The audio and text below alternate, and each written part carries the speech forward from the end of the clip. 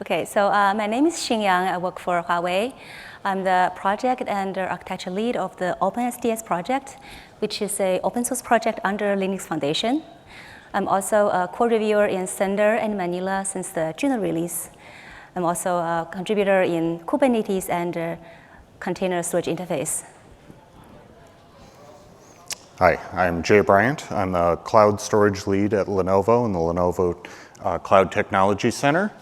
I've been core reviewer since Icehouse, that seems like a generation ago. And current PTL of Cinder. I was also PTL for the Queen's release.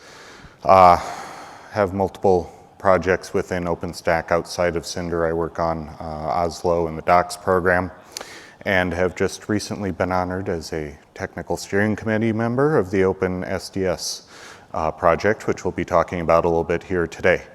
And got my contact information on there. Jungle Boy Jay. Most people don't know me as Jay, so if you're on Twitter or in IRC, that's what I go by. So what are we going to do today? We're going to start out, talk a little bit about Kubernetes and persistent volumes. If you're like me, until recently, I was an OpenStack guy, didn't know so much about Kubernetes, so we'll introduce you to that, and then talk about how that can work with Cinder and OpenSDS, and then go through, give you an interview of how those pieces work, and then examples of how we can put those together in order to provide some larger solutions that go just beyond what you can do with just Cinder alone for protecting your data. And then we eventually, after talking about some of the functions that are coming up later in the OpenSDS development, Xing's got a demo that she's going to do for us. So that's what we do today. Hopefully you'll come out of this with a little better understanding of what OpenSDS is and how it can integrate with Kubernetes and be a solution to help better manage your storage in not just an OpenStack environment, but also a Kubernetes environment. So Kubernetes persistent volumes allow files to be shared across the containers running inside a pod. And the data on those volumes can persist even if a container crashes and restarts. So there are a few concepts here. The first one is the persistent volume, the PV. That's a piece of storage provisioned by the admin that can either be statically or dynamically provisioned. And there is this persistent volume claim, a PVC. That's a piece of storage requested by the user. So through a PVC object, the user can request the type of storage that he or she wants. So user will specify the resources, such as the capacity, the volume mode, whether it is a file system or block, and the access modes, whether it is a read-write many, read-write once, or read-only many, and so on. And if there is no persistent volume existing already provisioned by the admin that can match the request of a PVC, the Kubernetes cluster will try to dynamically provision one. And this provisioning is done through the storage class. The storage class is an abstraction of the different levels of services that a storage system can provide. So in some storage systems, this concept is also called a profile. And in the storage class, we need to specify a provisioner. The provisioner can either be an internal provisioner that is defined in the Kubernetes API, or it can be an external provisioner. It can be a CSI plugin provisioner as well. So container storage interface, or CSI, this is an industry standard designed to specify a set of storage interfaces so that a storage vendor can just write one plugin and have it work across a range of container orchestration systems. Without CSI, each CO has its own way to write a volume plugin. Docker has a Docker plugin. Mesos has its plugin. And Kubernetes has a Flex Volume, Dynamic Provisioner, entry plugin. And Cloud Foundry has a Percy as the persistent volume service. So with CSI, we have this unified interface so that hopefully we can just write one plugin. Then that should work in Kubernetes, Mesos, Docker, and Cloud Foundry. And on the right-hand side, we have a CSI plugin deployment diagram in Kubernetes environment. So we have a Kubernetes master node that has the API server, the database, and the controllers running. And then we have a worker node that has kubelet that helps with the mount and unmount operations. And we also have a stateful set and a daemon set. So the stateful set here, this is for the controller functionalities in CSI that is responsible for create, delete volume, attach, and detach volume. So in the stateful set, there is a third-party CSI volume plugin, and there's also external attacher and external provisioner. And those will be watching the Kubernetes API objects on behalf of the CSI plugins and the trigger volume operations when needed. And in the daemon set, this pod actually will be having one copy of this running on every Kubernetes node. This is for the node operations, such as mount and unmount. So we have a third-party CSI volume plugin here, and also it has a CSI helper container that is for the driver registrar. So that maps a Kubernetes node name with a node ID that the CSI plugin can recognize. So why Cinder and OpenSDS for Kubernetes? So the CSI is coming along, but it's still pretty new. Whereas, if you've attended any of the other standalone Cinder talks earlier today, we're talking about the fact that Cinder is pretty mature. We've got a lot of functionality that has not yet made it into the container space. And that's where we're looking at how can Cinder go beyond just OpenStack into the container area to provide those services. Don't reinvent the wheel, but use the code that we've already got that's stable and available out there.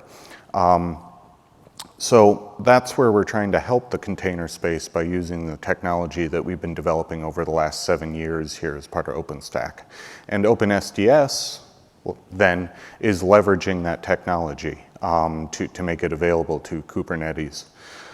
So that's kind of the idea that we're sharing here and why Cinder is important in this environment, with the goal of trying to get to a unified way of managing storage for your clouds, whether it be OpenStack cloud or a container-based cloud.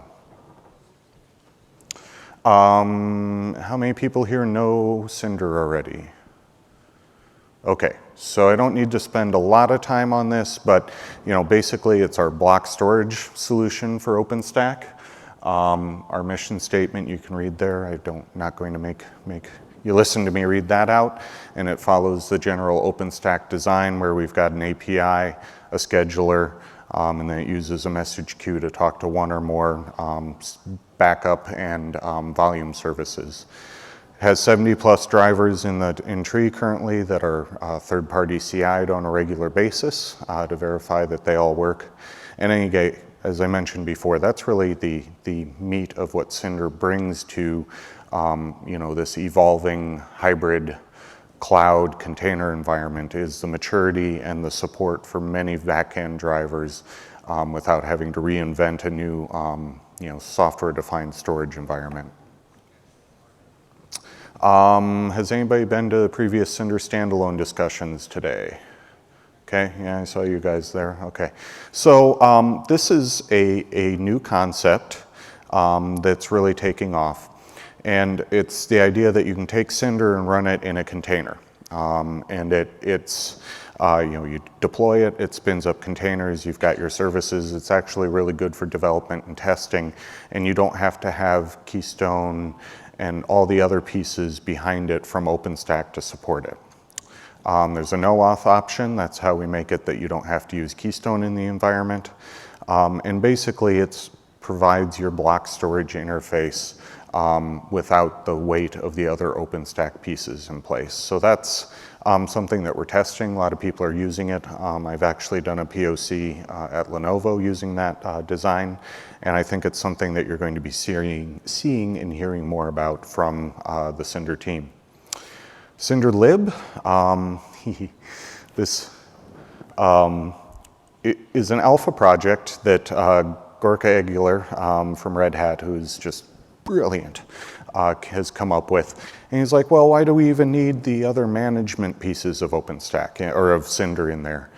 So it takes all that out and makes it just basically it's a wrapper on top of the drivers so that you can call functions directly from another Python script or something like that without having to have the weight of the Cinder manager and scheduler and API around it.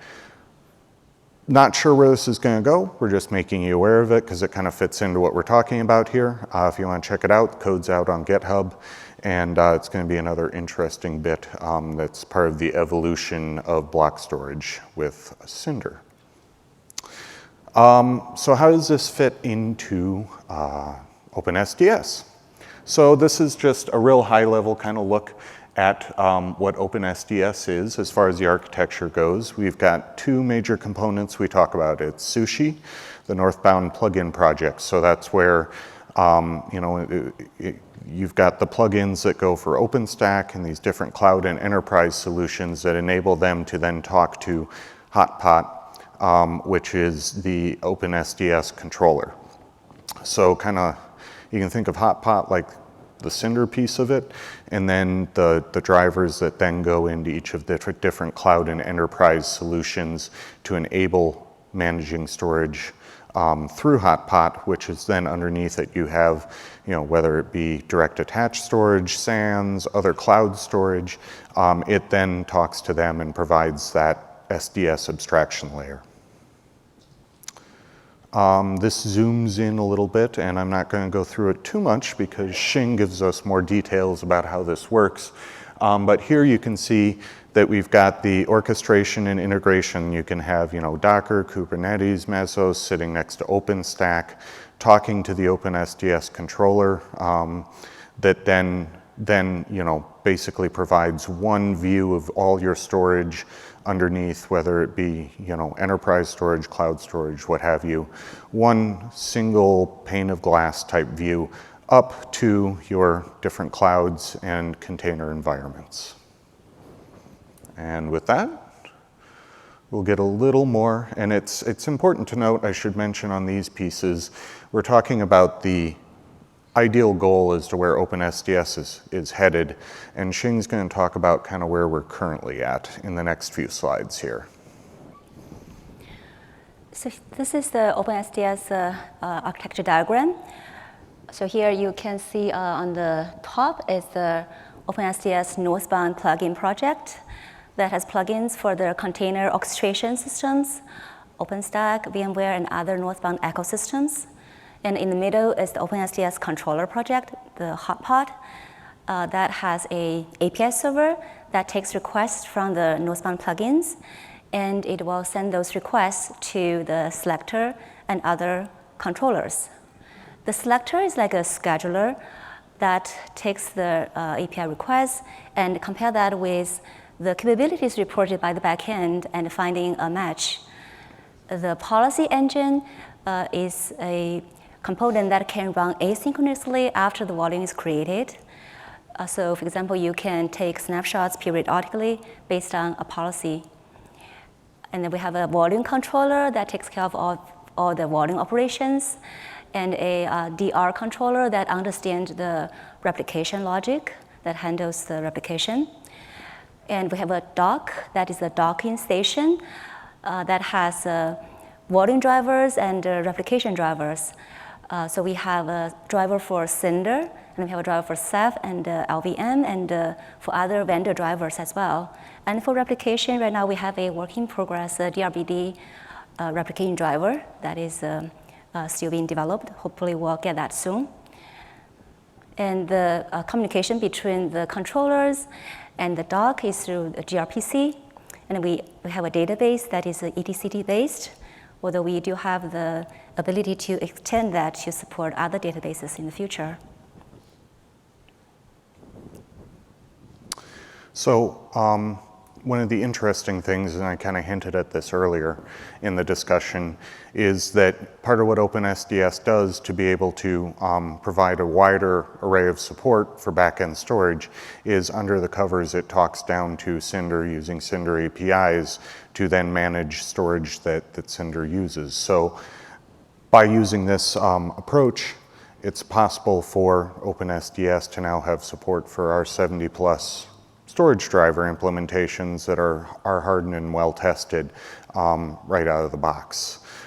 It also, and we'll talk about this a little later in the presentation, allows you to manage across multiple Cinder instances, which when you start thinking about it, opens up some interesting possibilities for what you can do with your storage in a much larger environment than we currently think about when we think about just a single Cinder environment with maybe a few different vendor backends. Yeah, so I think that's, we could obviously do this either with OpenSDS talking to individual OpenStack deployments and their Cinder instances. We could also do it with a Cinder instance in Cinder standalone, multiple Cinder standalone instances, or even possibly, if you really want to get out there and think crazy, think about talking to Cinder lib, just managing some backends using that library environment with code that you've written for management in that environment. So this diagram shows the relationship between Kubernetes, the OpenSDS CSI plugin, OpenSDS controller, and Cinder. So here we have a Kubernetes master node, and we have a Kubernetes worker node. And on the node, we have two pods. One pod is the CSI node plugin, and the other one is the CSI controller plugin.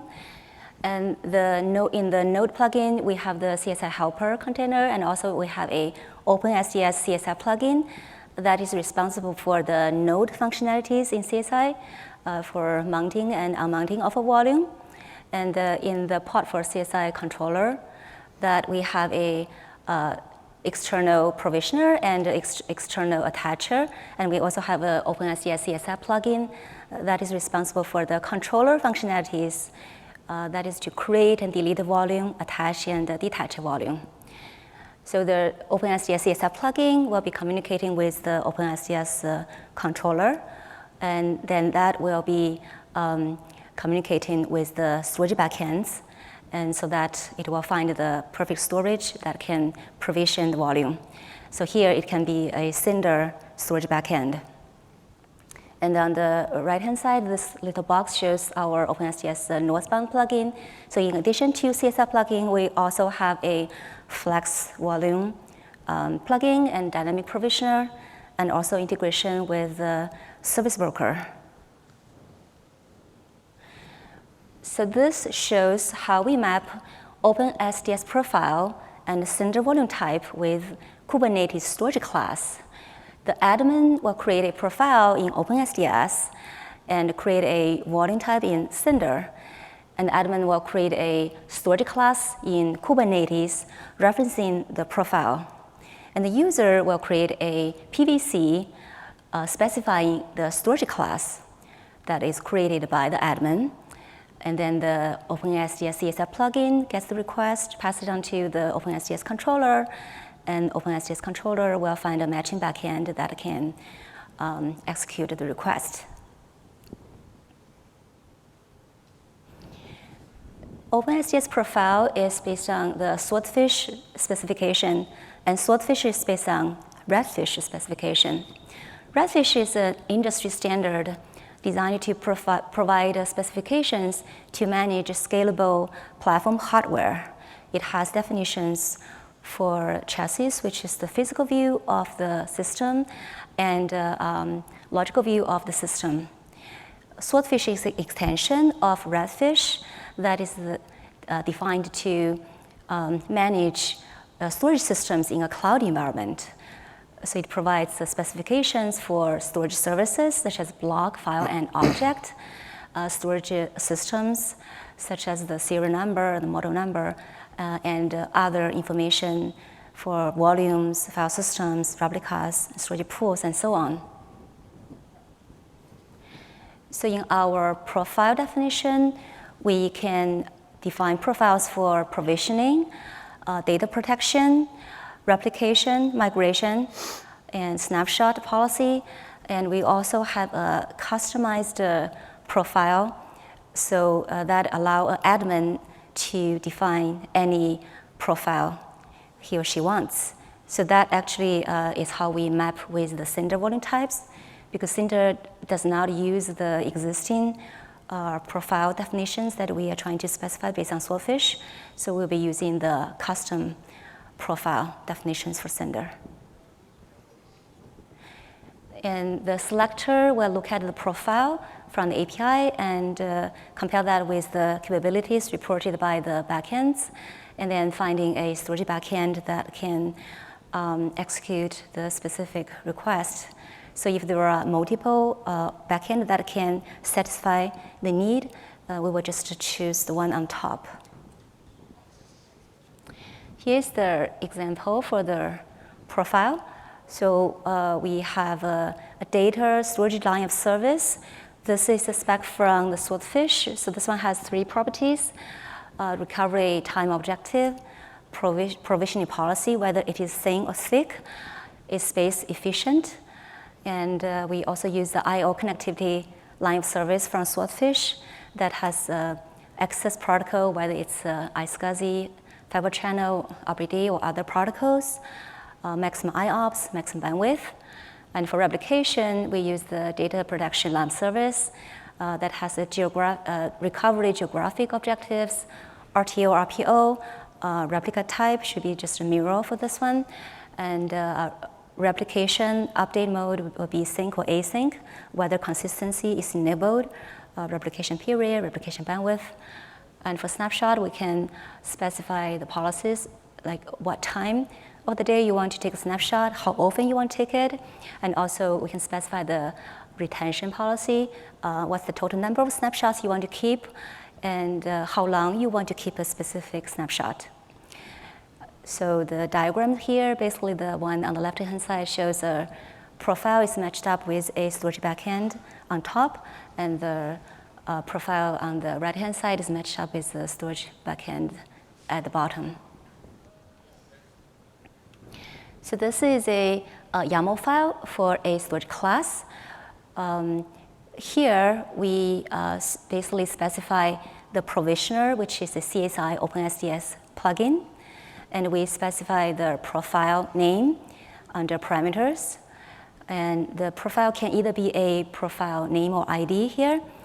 And on the right-hand side is the PVC YAML file. So here, we just specify the storage class name, which is the one that we just created using the YAML file on the left-hand side. And then we can create a persistent volume claim based on this. So that will be using the OpenSDS volume. So to run OpenSDS CSR plugin, we have a example YAML file to deploy it. So if you just run kubectl create, specifying this file, and then we will have 3 pods running. The first one is the attacher plugin pod. The second one is the node plugin pod. And the third one is the provisioner plugin pod.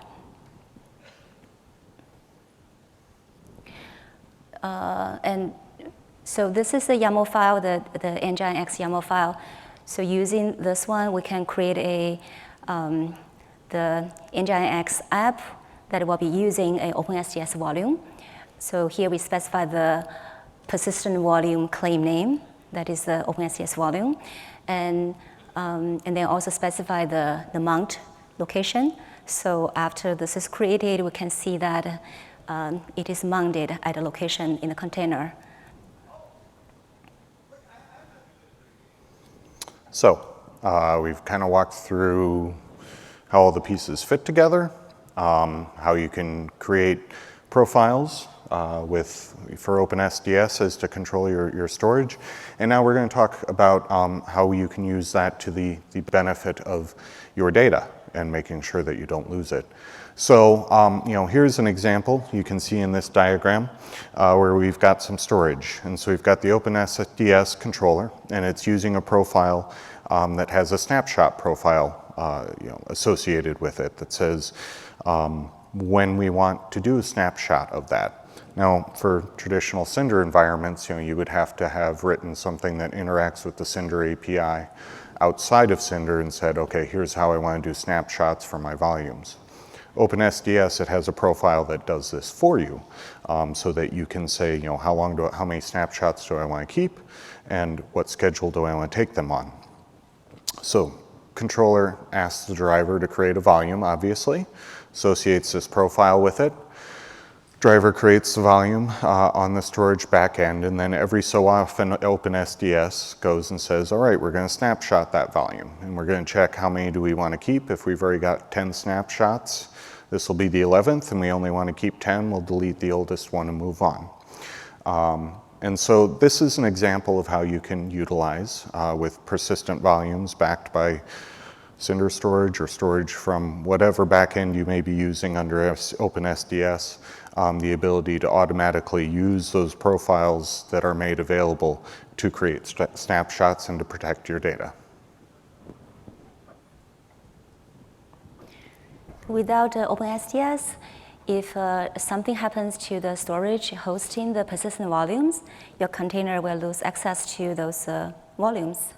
With OpenSDS, we can set up remote replication and have the volumes replicated to the remote site. So when disaster strikes, we can fill it over to the remote site, and the containers still have access to data. So we support both array-based replication and host-based replication.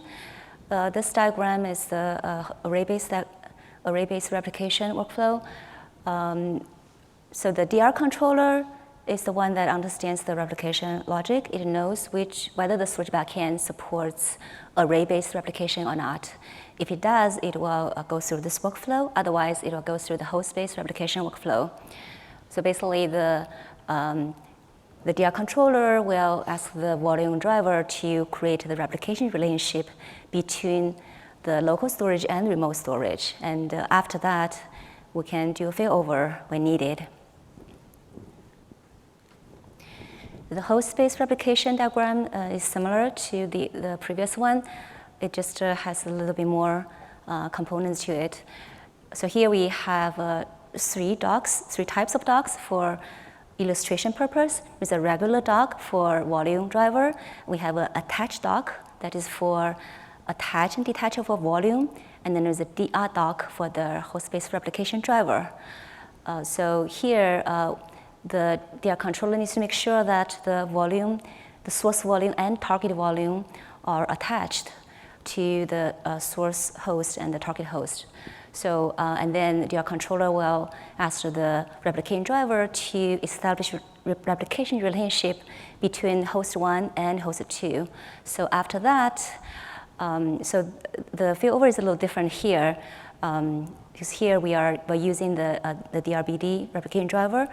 So basically, it's an automatic failover. So when user unmounts the file system from the source and mounts the file system on the target, the failover will happen automatically. So I've kind of hinted at this as we've been going forward. What are the future things can we do when we have OpenSDS as the master SDS in an environment? So as the diagram shows here, you could have multiple Cinder instances, for instance, that are being controlled by OpenSDS, each with their own storage underneath. And you can use OpenSDS to then provide storage to your users from those instances. Those Cinders, then, you can think of are in a multi-OpenStack environment. So you're now managing storage across multiple clouds, which as OpenStack becomes more mature, it's not totally out of the realm of thought to think, hey, I might have an old cloud that I'm trying to get away from, and I want to move my storage from that cloud to a new cloud. This would be one way that you could think about doing that. You could use either a federated cloud or Keystone multi-region setup. there's a number of different ways that you could think about doing this. But it opens up a number of ideas, which you're probably looking at me if you've been in the old Cinder meetings going, hey, you said we don't want all these different SDS environments. But we're kind of getting to a point where, okay, Cinder does one level, we need to start thinking about how can we move between multiple levels of cloud, because there's a lot more clouds living out there that we need to be able to move data between, which opens the idea to multi-cloud. Is my data in Amazon Web Services and I want to move it to my local storage? Do I have storage that I want to keep synced up between multiple environments? A hybrid cloud where you have some data that's in the public cloud and you want to also be able to pull it to your private cloud. You could think about using OpenSDS to manage that environment as well. Now, obviously, this is kind of pie in the sky ideas, but it's things that we're thinking about in the future that may be possible to do when we are able to combine OpenSDS and Cinder and storage backends. So here's the roadmap. I won't drag you through all of the details here, but some things to highlight is the fact that standalone Cinder integration came in the Zealand release at the end of 2017, and then also there was CSI support added at that point.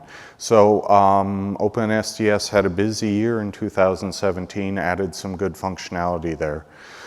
Now, as we come into the first half of 2018, working on the Aruba release, adding a dashboard, support for virtual pools and storage profiles, as Xing was just explaining, and also support for integration with OpenStack. So there are some things there that are currently being worked on that we want to highlight. And then as we go later into this year to the Bali release, boy, I really want to be on vacation reading these release names. We've got support for data migration, and we start looking at the multi-cloud control, multi-OpenStack control that I'm mentioning, implementing that. So those are targeted for later this year to start implementing that, as well as additional support for storage groups with snapshots, replication, bringing parity up with what you expect from an SDS like that is based on Cinder. And then we start adding performance optimization plan for 2019. Later in 2019, you got analytics added in there, making it a little more fully featured SDS solution. So that's where we're headed there. Ooh, who's that handsome guy on the screen? So this is the TSC for OpenSDS, and as I mentioned, I recently was invited to join. You can see we've got a good representation across companies between IBM, Huawei, Western Digital, and Intel. And then, of course, ever important users representing telco, search, and then also people from the automotive industry. So we've got a good variety of people who are interested in OpenSDS, steering it and providing input on where it will hopefully go here. And who's supporting this idea? Lots of people. We got IBM, Fujitsu, the Linux Foundation. Obviously, this is under the purview of the Linux Foundation, correct? And work from Dell, EMC, Huawei. The newest member is Linbit. So hi Linbit people. So with their DRBD support, that will also be available in OpenSDS. So good news there. It's a growing effort. I actually have been amazed by how much growth has happened in the OpenSDS community in the last year. So it's pretty cool. Do you want to get involved? Come play with us. Of course you can. We've got our GitHub repo if you want to go see the docs, get started, join the Slack channel or the mailing list. And of course, then we have weekly technical meetings that you can sit in on as well. So, and now we have hopefully a lovely demo from Xing. What could possibly go wrong? Well, it's recorded, nope. So. Everybody say no demo-itis today. All right. Okay, this is the demo that shows we use the OpenSDS CSI plugin with the Cinder standalone. Okay, so first we see that the Cinder standalone services are running containers. Can you make it full screen? Can Can you is it zoom in too- at all? It's kind of, Too small? Sorry. we need to bigger. embiggen this demo. View, fit, full screen. Is that better? Is it better? A little better. Okay, how do I make this one even better? Is this better? Okay, not sure how to make this. I think this was a video, right? This is a video, yeah. I'm not sure. I probably should start, otherwise I can't finish. Sorry. Okay, so here this shows Free pair of the glasses Cinder. comes with this. Right now, we don't have any volumes right now. And it shows the pools that OpenSDS can see. So this is the OpenSDS endpoint. We need to set this in the CSI plugin, so it knows where to contact OpenSDS controller.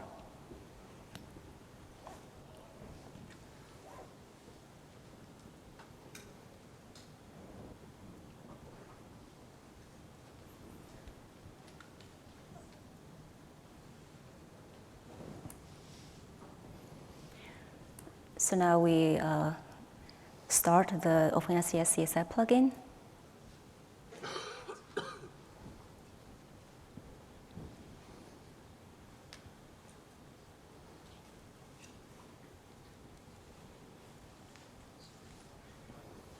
So we have 3 pods running for attacher, provisioner, and a node plugin.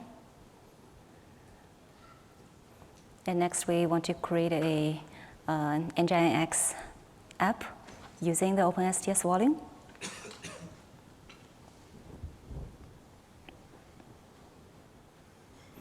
So the Nginx pod is created.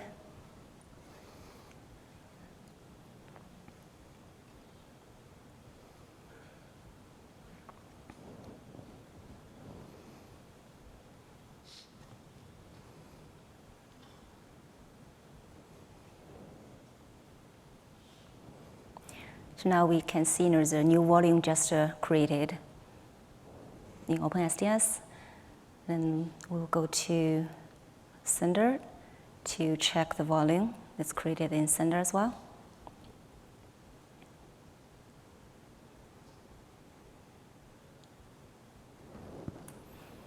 OpenSDS looks suspiciously like Cinder. Okay, so now we just get into the pod and we just check the volume is mounted inside.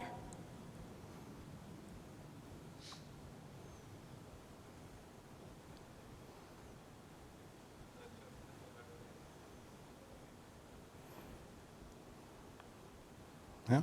So now we just check that it's mounted on the node as well. Look at that. And now we just delete the Nginx app. Then that should also delete the volume we just provisioned.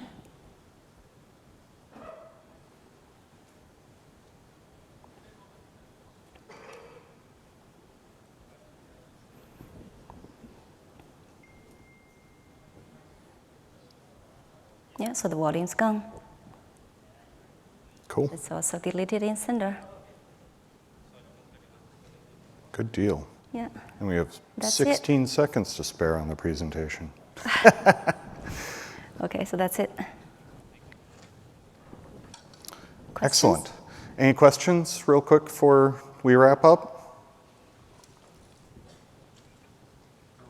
Hello. Yeah. So one thing I didn't quite get, OpenSDS, it's a standalone project, right? It's not a fork of Cinder? No, it's a standalone project. It's actually a project under Linux Foundation. Uh-huh. Yeah. Right. And why then does it look suspiciously like Well, it's Cinder? actually not really complete like Cinder. He's just joking. I was just joking. Yeah. No, it is not a fork. It's using under the covers, the drivers, and the technology for Cinder. And do you think one would Cinder. replace the other one day, maybe? Yeah, well, I do not believe so, because No. OpenSDS actually has a wider scope than Cinder. Right. Cinder is not really designed to cover as much functionalities as OpenSDS. Actually, Cinder wants to be more, have a much more focused, smaller scope. Right. Yeah. They're very complementary. Yeah, definitely. Yeah. So OpenSDS, especially in the second half of the year, we're planning to support like multi-cloud migration. Those definitely are, has a much higher scope, bigger scope than Cinder, and also managing multiple OpenStack deployment. That's also, it's not going to be under Cinder scope as well. So this is just, we also support native drivers. You can write a native driver in OpenSDS, but with Cinder, basically, you can just, there are already drivers, right? So we can just take them and use them. But, definitely welcome to write native drivers. Right now, we have a native driver for LVM, Ceph, and we have a vendor driver that right now is for Dorado, but we'd like to have more drivers. And the DRBT driver, we're just talking about the replication driver, that is a native driver as well. Yeah, so like host-based replication, that is something Cinder does not provide, right? So this is if your backend does not support array-based replication, you can use the DRBT to do host-based replication. Yeah. And you had that slide where OpenSDS provided this capability of replicating to another DR site and automatic failover. So how does failover go?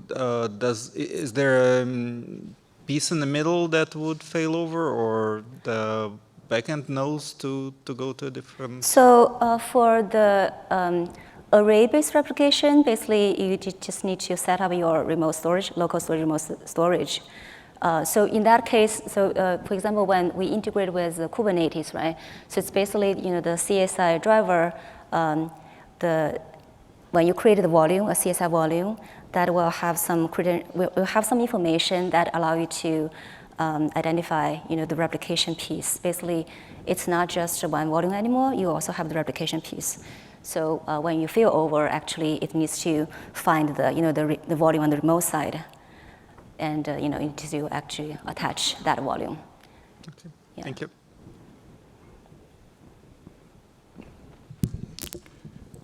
Regarding drivers support, do drivers that are supported by Cinder automatically supported by OpenSDS? Yes, so that's the idea, actually. Right. Yeah. Yeah, we want to leverage the existing drivers in Cinder. So because we already have a Cinder volume driver that can talk to Cinder underneath. Yes. Why did you say that you have just supported a set of drivers, not the whole set of drivers supported by Cinder? No, I was only talking about a native driver. So you can write a native driver inside OpenSDS that will not go to OpenStack, right? Because, If you don't want Cinder running in your environment, you don't have to if you use one of the native drivers. Yeah. So native means OpenSDS native. So basically, so let's say, assume that you don't really have OpenStack, you don't have Cinder, right? Someone want to use OpenSDS, right? You write a native driver. Thanks. That's what I mean, yeah. Yep, good question. Yeah, but otherwise, if you already have OpenStack, you have a Cinder deployment, you can just use Cinder. Yep. Yeah. Thanks. And another question, how does volume type connect to volumes and volume drivers that used by OpenSDS? Right, so this is basically, so there are two ways, right? One is when you create a profile, then we can actually go create a volume type based on the profiles, right? So it's going to be a match. So it's a container for volume profile, right? Yeah. So the other way is if you have an existing OpenStack environment, you already have volume type defined, then OpenSDS should be able to just read that. Okay. Yeah, so it should be Thanks. able to do this two-way mapping. Yeah, good questions. Thank you. Thank you. All right. Thanks for your attention today. Hope it was interesting. Appreciate it. Please attend some of the other standalone Cinder sessions if you want to learn more about that too. We'll see you later in the week. Thank you.